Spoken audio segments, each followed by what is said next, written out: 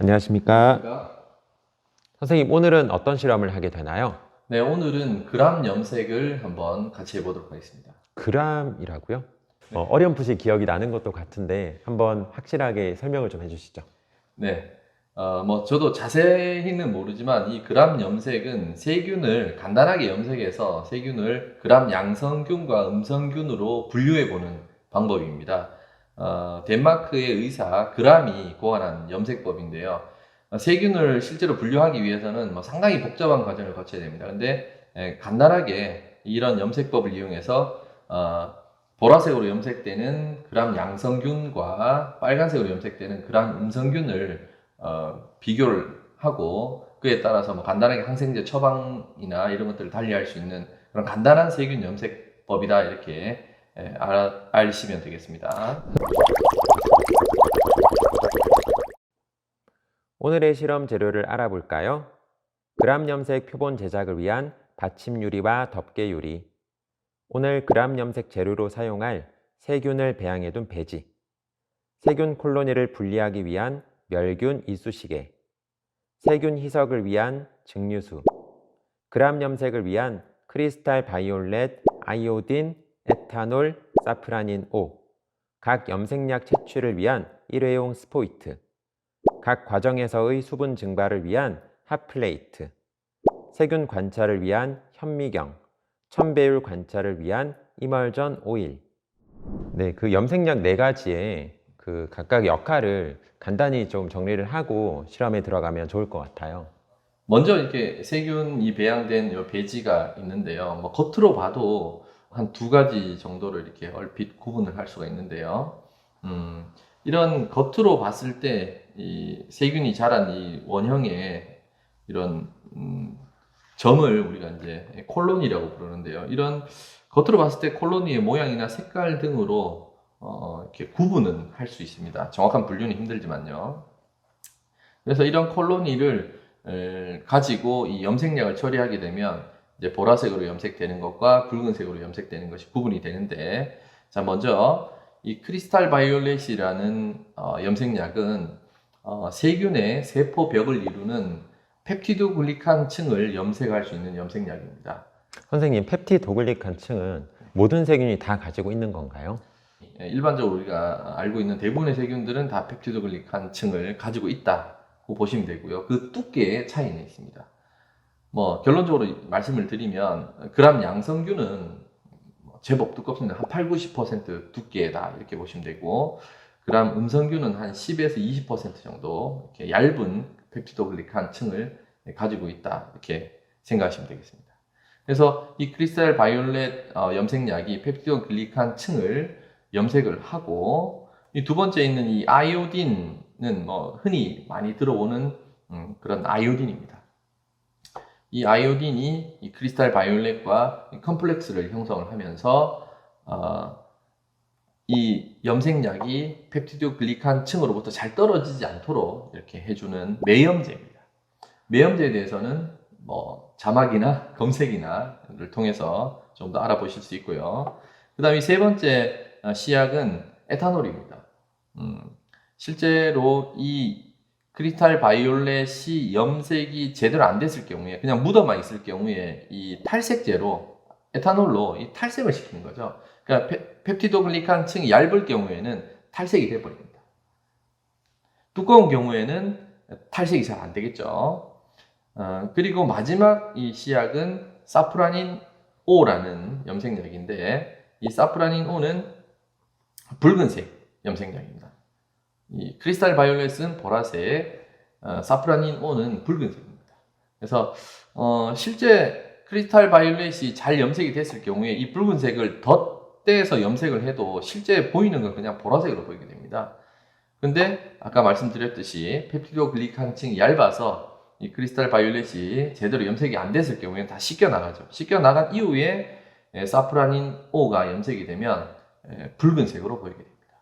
겹쳐서 둘 다 염색이 되면 보라색으로 보이고, 씻겨나가고 사프라닌 O만 염색이 되면 붉은색으로 보이는 것이죠. 그래서 보라색으로 보이는 그람 양성 세균과 붉은색으로 보이는 그람 음성 세균을 구분해서 우리가 관찰할 수 있습니다. 선생님, 그런데 세균의 종류는 정말 많다고 들었어요. 네. 그런데 이거를 그람 양성균과 음성균으로 구별을 해야만 하는 이유가 있을까요? 간단하게 그람 양성균과 음성균으로 분리한 다음에 양성균과 음성균에 대해서 예를 들어서 병증을 나타낼 때 항생제를 처방할 때 양성균에 대한 처방, 음성균에 대한 처방이 달라질 수 있습니다. 간단하게 그 정도로 사용한다고 생각하시면 되겠습니다. 그럼 이제 실험을 한번 시작해 볼까요? 네, 본격적으로 실험을 한번 시작해 보겠습니다. 네, 지금부터 그람 염색을 직접 한번 해보겠습니다. 먼저 받침 유리를 준비해 주시고요. 네. 몇 개 준비하면 되죠? 한 개 준비해서 순서대로 한번 해보겠습니다. 지금 준비된 베이지는 두 가지인데요. 네. 하나씩 한번 해보겠습니다. 손에서 배양한 세균입니다. 이 배지를 만들 때는 이 뒷면에 날짜, 그 다음에 누가 지금 배양하고 있는지, 그 다음에 어떤 방법으로 배양을 했는지, 그 배양 시간, 그러니까 날짜와 시간, 그 다음에 어느 부분인지 이렇게 표시를 해뒀습니다. 지금 한 일주일 이상이 지났는데요. 세균들이 골고루 잘 배양이 되어 있습니다. 멸균된 이쑤시개를 이용해서 콜로니를 하나 따보겠습니다. 콜로니를 딸 때 특별한 방법이 있나요?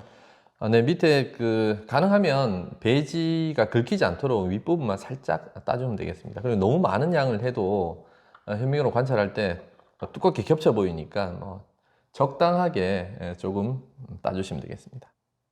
그리고 한 종류의 콜로니만 이렇게 채취를 하는 게 좋겠죠. 증류수를 한 방울 떨어뜨려 드리겠습니다.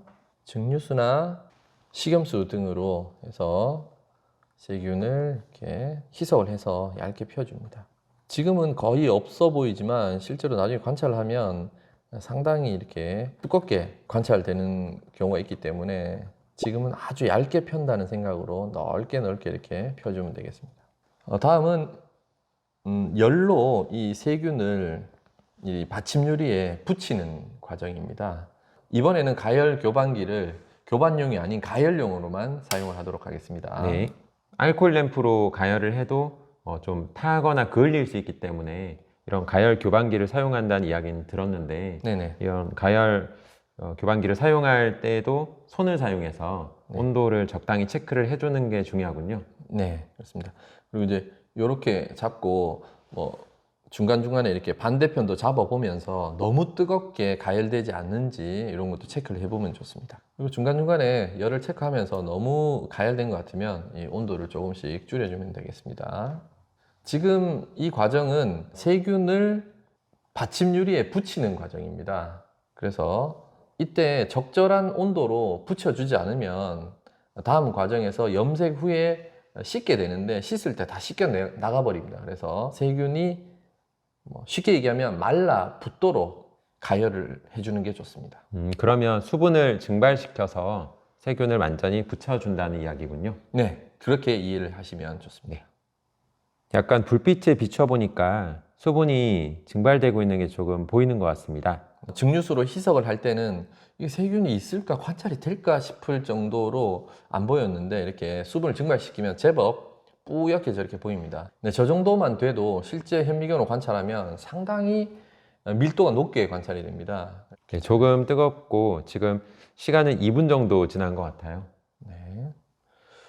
네, 상황에 따라 다르겠지만은 너무 뜨거워서 세균이 탈 것 같다. 그 정도까지는 아니게 이렇게 적절하게 가열해서 붙여주시면 됩니다. 자, 이제는 열을 조금 빼겠습니다. 그러니까 방냉을 좀 하겠습니다. 들어서 공기 중에서 살짝 흔들어서 이제 염색 시약을 떨어뜨려도 될 정도 같다 하는 그런 온도가 됐을 때 크리스탈 바이올렛 시약을 떨어뜨리겠습니다. 네.